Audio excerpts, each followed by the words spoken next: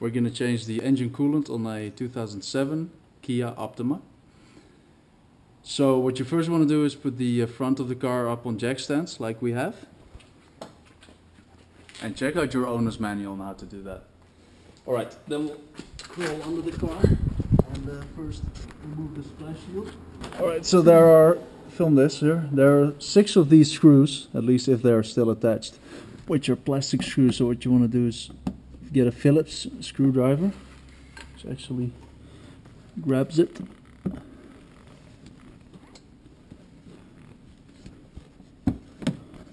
Right, it doesn't seem to work. Right, if it doesn't come loose with a screw, just get something sharp like this to pry under that screw part, and then it should come, film it from the side, it should come loose like that, and then you can pull it out. Right, so I actually only have one that's attached to the splash board. It were 6, but they were all damaged. Okay, then you're going to grab a 10mm ratchet, and there's another 6 screws. There's one here, there's one here, that's wel handig, and one on the back side here, all the way at the back, and the other side has the same number. Okay, so now all the screws are loose. So 6 screws on one of those plastic things. Just put it on there and move it aside. So the next thing you want to do is empty the engine coolant reservoir, which is this. So we already removed it. There's 2 screws, one here, one here. I removed it. 10mm. Yeah. Well. Right. So what you want to do first is, you can put that down for now. Oh. See if you can get this tube off with your hands, and if it doesn't come off, use pliers around the base and just lightly turn it. Seems pretty tight. So? Yeah, and just lightly turn it around until you feel it move. Yeah, and then pull it off. Should come off now. Yeah, don't rotate it like that. Yeah, it will come off. Okay, hold that in your hand, the tube, because there might be some coolant leaking out. You see, just put it in there as far as possible, so to speak. Alright, yeah, that's empty. You can take that off. Hold that sideways because there's still fluid in there, and then come up here, you can get the lid off. Die heb je net nog open gemaakt. Oh, hij was open.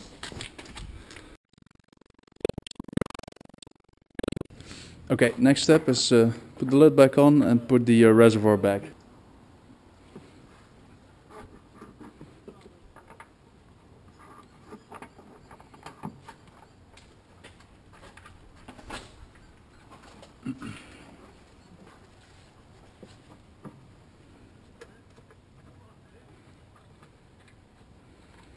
So tighten the screws until it's just nice and snug, and you can put the tube back in the on the side as well. Wat dan niet? Yeah, first put the tube back, then I'll get the ratchet. No, because it's easier to put that. Oh, is it? En dat is nog niet in de weg. Heb je die verlenger nodig? Okay, so put the tube back on and just leave the lid off for against vacuum. So we're gonna drain the radiator. In order to do that, we want the radiator cap off. But so make sure you only do this when the engine is as cool as possible. But just to be sure, if it's maybe a little hot, some steam can go out. So I want you to use the towel, put it over top as thick as possible. So not one, not like this. But it's not hot now. It is. Oh, okay. And so put multiple foldings of the towel, and then there's 2 detents. So the first one will release all the steam, if there is any. And then for the second, you have to press it down again and move it further. If it doesn't come off, then you're at the first detent. Pull it up, move it. No, there you go. Okay, so next step is we have the radiator cap off. So the next step is to get under the car and open the drain of the radiator. And that's located right here. So this is the bracket, the support bracket for the radiator, and this thing, ja, je moet nog iets meer naar achter. This white thing, that's the drain for the radiator. So I'm going to put this underneath.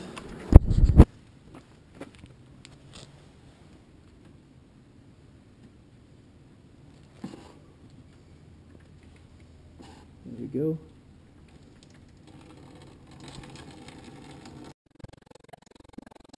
And just let it run until it's as empty as possible. Yeah, so when it stopped dripping, you should close the drain again, and just close it so it's a little bit tight, but don't over tighten it, and only do that with your hands. Alright, so we have about I think 5 liters of coolant that came out, and the other 2 liters to make the total of 7 is still in the engine. The reason you can't get it out is because the thermostat is closed, because the coolant is cold, and that's why 2 liters stays behind. Now what we're gonna do now is put some water, distilled water you need, with some flush into the engine to clean everything out.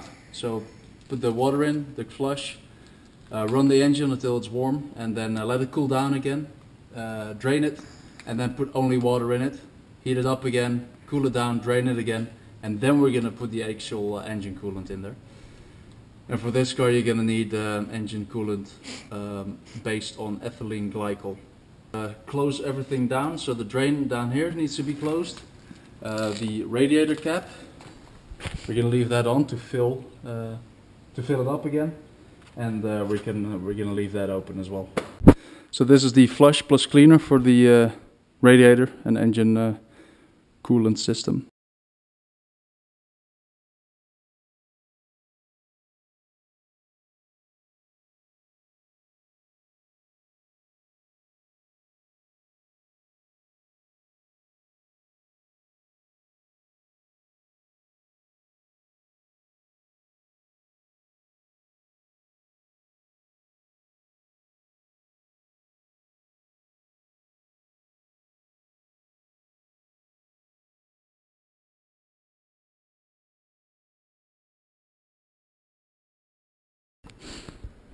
You're in? Daarin. Right, so again, make sure the drain on the bottom of the radiator is closed.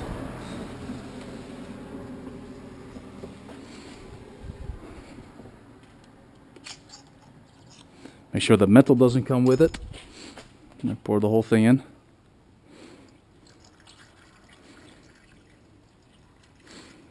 And while you're doing this, just check the other underside to see if it's not leaking at all. The drips that you see there is from the old coolant.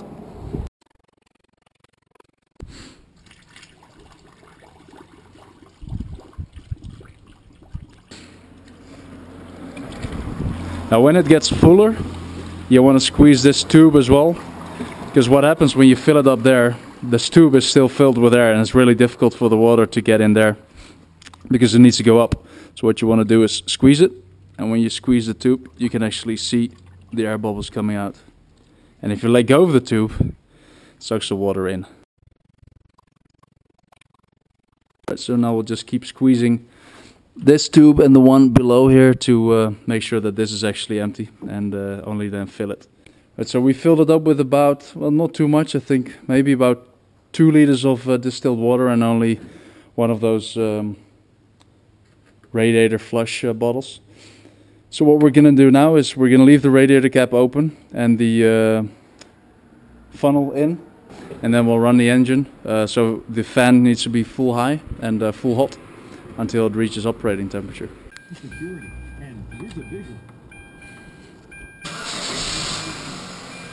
So full fan, AC off, and full hot temperature. Come and look over here. So what's happening now is the engine is going to heat up again, thermostat is going to open, and then the whole system needs to circulate.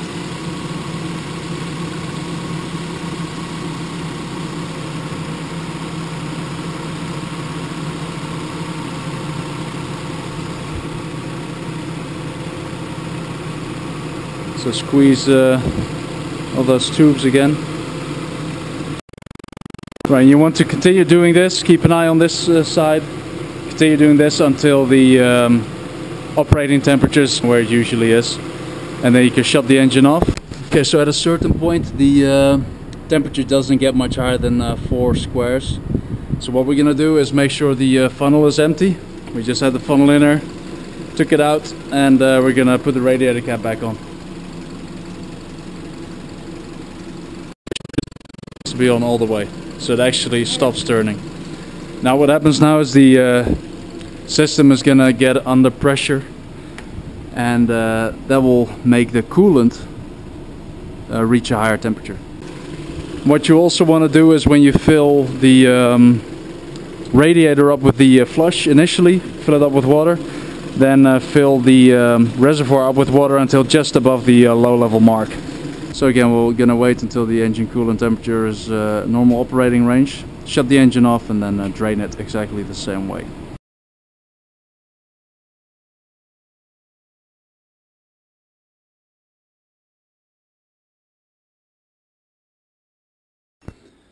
Okay, now once you have flushed for the 3rd time, so when there's only water in the coolant system, the coolant in the engine block is still left, of course, which is about 2 to 3 liters. And if you flush it 3 times, there should be about 6% of the engine coolant volume, the total. 6% of that should be the actual antifreeze. So I already poured a lot of this in. I think I'm at about 2 liters or something.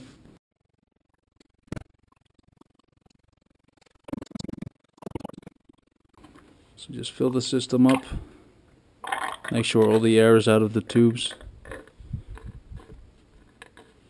And fill it up to you till you put in about 3 1/4 liter. Fill up the reservoir with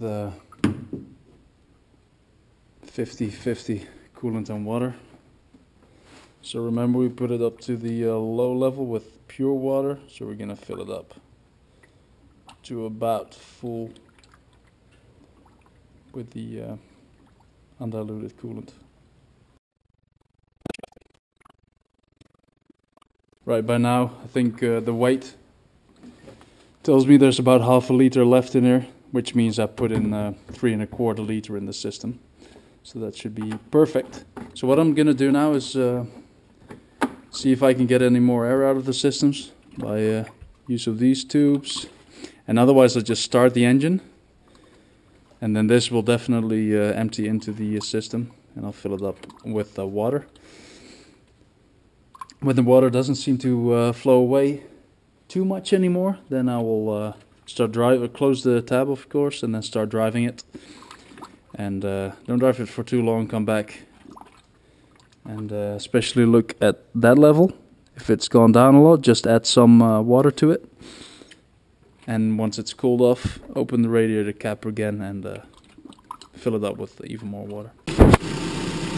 But now I just started the engine, so you can see some bubbles again.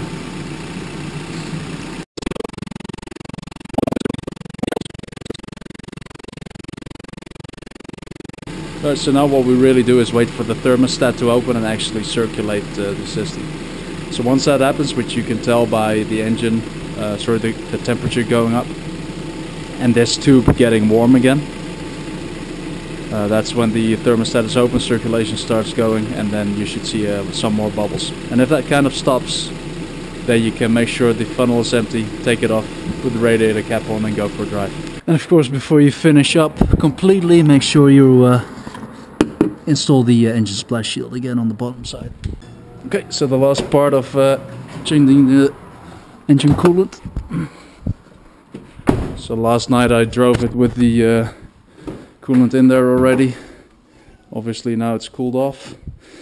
And as you can see here already, I filled it up to the full level and slightly below that, so the engine or the system actually absorbed some of that stuff. And as you can see here, it's slightly emptier than yesterday, so I'm gonna fill that up with water.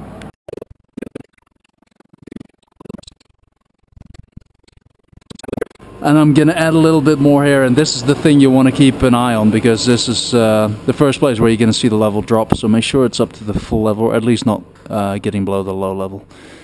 And watch it for the next couple of days after replacing the coolant, and then you should be all set.